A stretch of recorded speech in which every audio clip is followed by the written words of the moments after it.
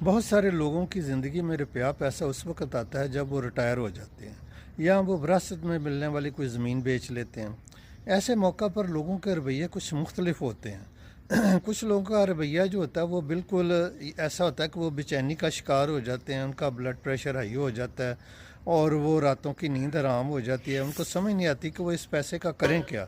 لہٰذا وہ للے تللے میں اور نان پروڈکٹیو ایکسپینسز میں خرچ کر کے اس روپے سے فارغ ہو کر بیٹھ جاتے ہیں۔ دوسرا یہ ہوتا ہے کہ جب بندے کی جیب میں چار پیسے آ جاتے ہیں تو اس کو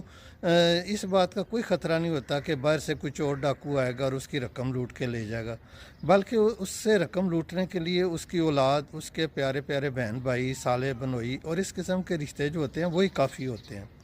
لوگ آ کر ایسی ایسی خوفناک اور دردناک قسم کی سٹوریاں سناتے ہیں کہ بندہ مجبور ہو جاتا ہے کہ اپنی جیب سے پیسے نکال کے ان کو دے دے۔ اس کے علاوہ کچھ عزیز ایسے ہوتے ہیں جو کہ کھاتے پیتے ہوتے ہیں، کوئی بزنس کر رہے ہوتے ہیں، اب وہ بھی للچائی ہوئی نظروں سے ایسے بندے کو دیکھ رہے ہوتے ہیں کہ اس کی جیب سے پیسے کیسے نکلوائیں،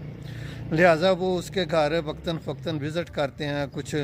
جب جاتے ہیں تو اچھا کیک کو پھل فروٹ لے جاتے ہیں اور جا کے اپنے کامیاب بزنس کی سٹوریاں سناتے ہیں۔ دو تین وزٹ جب وہ اس طرح کے کرتے ہیں تو تیسرے چوتھے وزٹ پہ بندہ خود ہی کہتا ہے جی یہ میرے پاس جو 50 لاکھ 20 لاکھ ہے یہ آپ لے لیں، اپنے کاروبار میں لگائیں اور مجھے بھی کچھ چار پیسے دیں تاکہ میں بھی امیر ہو جاؤں۔ اب وہ جو سمجھدار اور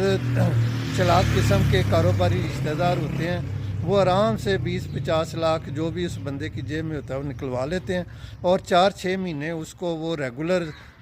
کوئی نہ کوئی پرافٹ دیتے ہیں اور بندہ بڑا خوش پھر رہا ہوتا ہے۔ پھر وہ 6 مہینے بعد کہتے ہیں لو جی وہ گورنمنٹ کی پالیسیاں چینج ہو گئی ہیں، وہ ٹریڈ وار شروع ہو گئی ہے، وہ ڈالر کریش کر گیا، وہ سٹاک مارکیٹ کریش کر گئی، یہ ہو گیا وہ ہو گیا، آنے بانے وہ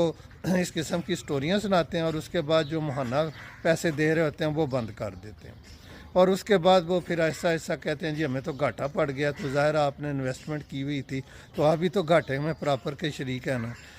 چنانچہ وہ سال 1.5 سال میں جو بھی رقم 20 لاکھ یا 50 لاکھ اس بندے نے اپنے ان پیارے پیارے رشتہ داروں کے پاس انویسٹ کی ہوتی ہے وہ زیرو ہو جاتی ہے۔ تو اس طرح جو لوگ ہیں وہ اپنے پیسے کو روک نہیں پاتے ہیں اپنے پاس۔ اس کی بنیادی وجہ یہ ہوتی ہے کہ روپے پیسے کے معاملے میں لوگ عقل سے کام بالکل نہیں لیتے، بالکل وہ اس وقت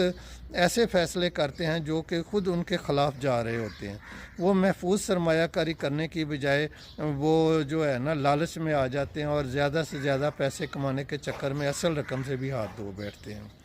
تو عقل سے کام نہ لینے کی وجہ سے یہ سارا لاس ہو جاتا ہے۔